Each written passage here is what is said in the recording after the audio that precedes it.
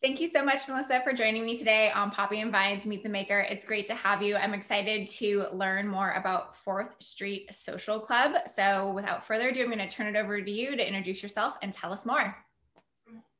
Hi, my name is Melissa Madison. I'm the owner of 4th Street Social Club. We have opened, oh my goodness, so many different times with the pandemic, with the fires, all that. We had probably about 3 grand openings. Nice. Right now, yeah, it's always fun. It's always a constant pivot. Yeah, we are now working on a complete rebranding where we redid our food, the inside, everything is totally different than when it was when we first opened back in October. Oh, So really? How exciting. yeah, everything is totally different. Oh, wow. I've definitely watched along as you guys first moved into that space. I remember watching you like pick, I think, paint off of a wall. So I definitely know that like it's been a project. And I know you guys had a new mural painted. And so it's cool to know that like it's yet again kind of had a new evolution. Oh yes, the mural's still here. Yeah, okay, good. And we definitely we're trying to go for a more like we want to do more fine dining, but more of like a casual approach to it. Okay. We don't want to be like that stuffy sort of fine dining. But yeah, we've definitely, everything looks totally different in here. Very cool. So 4th Street Social Club, from my understanding, and please obviously correct me if I'm wrong, and I know you're going to go into this detail, but it's kind of this really interesting fusion of like a very strong vegetarian focus, but then also has like something for the meat lover. Is that correct? Yes. Okay. So we have something for vegetarians, vegans, and meat lovers alike. It's literally something for everybody. I wanted to, when I was pregnant with my daughter, I just had this aversion to meat. And I am continuing to raise my daughter vegan just so that she can make her own informed decisions when she's able to make her own choices. I'm no longer vegan, but I've noticed that like when I was trying to take my family and friends out to dinner, there was literally nothing. And I'm scrolling through Yelp and like everyone's menu for like 20 minutes, just trying to find something that isn't a salad and it isn't like processed garbage meat. Right. And so I've always wanted a restaurant. This is a long time coming. And when we finally like got the opportunity to have a restaurant, I'm like, that's it. I want something for everyone. I want something where like everybody, despite whatever you eat, you can come here and you can be comfortable and you don't have to be like, oh, I guess I'll get this salad. So definitely, we have a creative approach to plant-based foods, and we also have locally sourced meat as well. Very great. Yeah. I mean, again, following you along on social and watching some of the things you've, created, I know the first thing that comes to mind is your carrot bacon, I think is what it is. And then I know you've also done kind of similar to ahi, but it's been with watermelon, I believe. Yes, if that's correct. Yes, we had a carrot lox on the menu for a while. We had a watermelon poke. We now have turnip scallops. Yeah, so it's just a bunch of like just plant-based meat alternatives without it being super processed. I don't want to be on burger on my menu ever. Not saying I don't like it, but I don't want to make sure something is like we're more health forward. Got it. That's great. And I think what's fun is it really gives an opportunity for the meat lover, let's call them, to also try like dip their toe into vegetarian and vegan without like having to like jump in and then also having the creative outlet like you were mentioning for you guys to create really different things. Like who would have thought of a turnip that was a scallop and things like that. I think that's a really great creative expression. Thank you. So we definitely wanted to make it so that it's not like, oh, everyone vegan, everyone vegetarian just eats a salad. Right. So you mentioned kind of where you found your original inspiration for like the concept of this restaurant, but before then, were you in the restaurant industry? Were you in food and beverage? Yes, I've been in this industry for almost 20 years. Nice. I actually was serving and bartending to put myself through school for something that I didn't end up pursuing and ended up right back in the industry. I try to leave it and I can't. Yeah. I love it. I'm most comfortable in it. And it's just, yeah, it just sucks me right back in. So Nice. I'm so fortunate to have found such a great spot and am able to run this restaurant. Yeah, I would agree that when the food and beverage bug bites you, it's definitely something that's hard to shake, kind of, so to speak, right? Like you either love it or you hate it. And obviously if you've been bit by the bug, I think you love it. And you always kind of find yourself back in it somehow. You know, whatever kind of version of it, there's always, I think, some aspect to it that you end up being involved in. And I'm the same exact way. I studied hospitality. I have been in it now almost 20 years, over 20 years, if you count when I was like, you know, serving croissants at Cafe de Croissant at 15. So yeah, it's definitely something that ends up in your blood. If ice cream at 14. So nice, nice. I was like, that's right in my, that's in my year count. Yep. Yeah. So tell us where you guys are located. I know, but for our viewers, they might not know where you're located. Our address is 643 4th Street. We're right in the heart of downtown Santa Rosa. We're pretty much like catty corner from the square. Yeah. Yeah, we're definitely like on a great walkable street, and yeah. Yeah, that little strip right there. You know, there's been a lot of things, a lot of action happening over the last couple of years, kind of trying to reunify the square and encourage more like, you know, walking and experiencing our downtown area, which I'm hoping that we will get a little bit more back to normal here in the not so distant future and see a bustling downtown again, which I know all of the restaurants down there are looking forward to. But I also know that we've had the opportunity to like do outdoor dining. And so you do offer outdoor parklet dining. Is that right? Yes. There's this awesome group that came along. It's called the Bayside Church Group. And they built free parklets for all of the restaurants all down 4th Street. It was a group of high school and college students came in and they built them. And then the city came in and they brought in local artists to do a bunch of projects. So there's stuff painted on the streets. We had this awesome mural along our parklet. So they helped out so many restaurants just by doing that. Just allow people to do outdoor dining, and so that we don't all close our doors. Right. Yeah, that's great. And so right now, what are your guys' hours of operations? We're open Thursday through Sunday from 5 p.m. to 9 p.m. Okay. And patio and takeout. Awesome. And then, so I know your kind of menu is ever evolving, but what are some of your kind of like core favorites right now? Oh my goodness, so many. I sound so biased because like it really is. This is my favorite restaurant. But oh my goodness. So right now, I think my 2 favorite things on the menu is our beet salad. It's with like chamomile and lavender marinated beets and a steak. As a former vegan, me saying that the steak is my favorite thing on the menu is very blasphemous. However, it's really amazing. Awesome. And then I know you guys also have some really fun cocktails. I've seen those photographed as well. So tell us a little bit more about that offering. So I try to make sure all of my cocktails have like match one of our food items.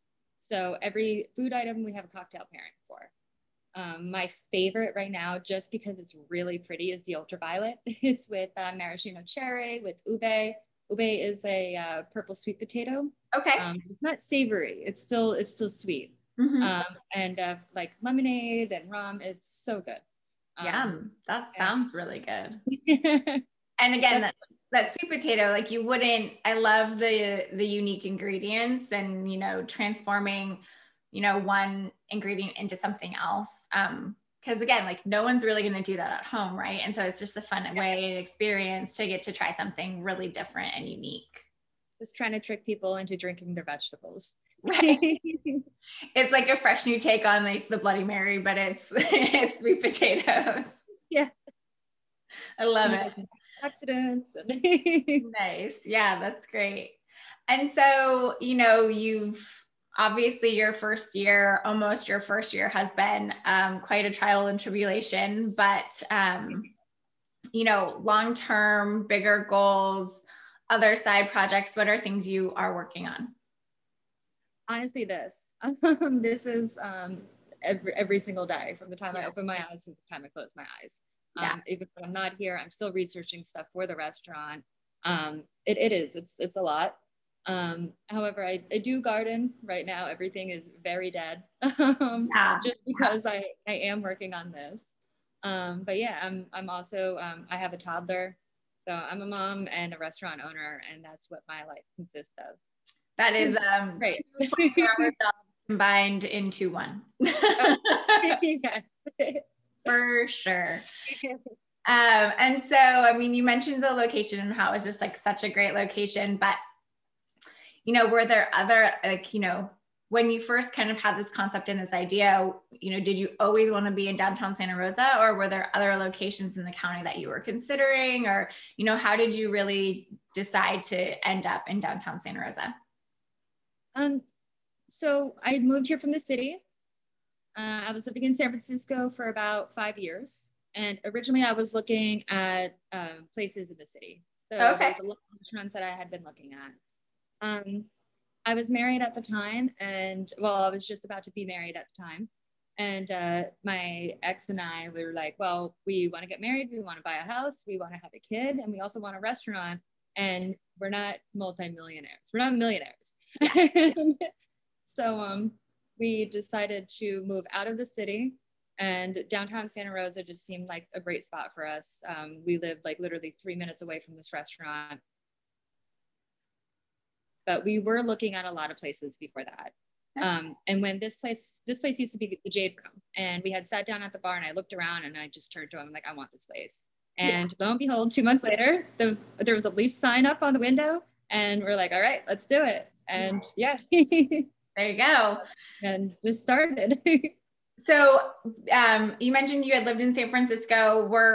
Are you originally from this area, or are you just familiar with it? Or like, you know, in searching, getting ready to leave the city, was there something specific about the area that like brought you here? So really it was, every time we came down here, we'd notice a lot of young families, and it just seemed like a very popular spot. It just seemed like a great place to be. That was, it wasn't a huge transition from living in the city to like being in the suburbs. Like it was still busy. There was still a lot. There was a diverse group of people. Like it was nice. And we were excited just to be here. And so decided to give it a shot. And I started bartending around here, and I noticed there was a big difference, and it was a fun transition.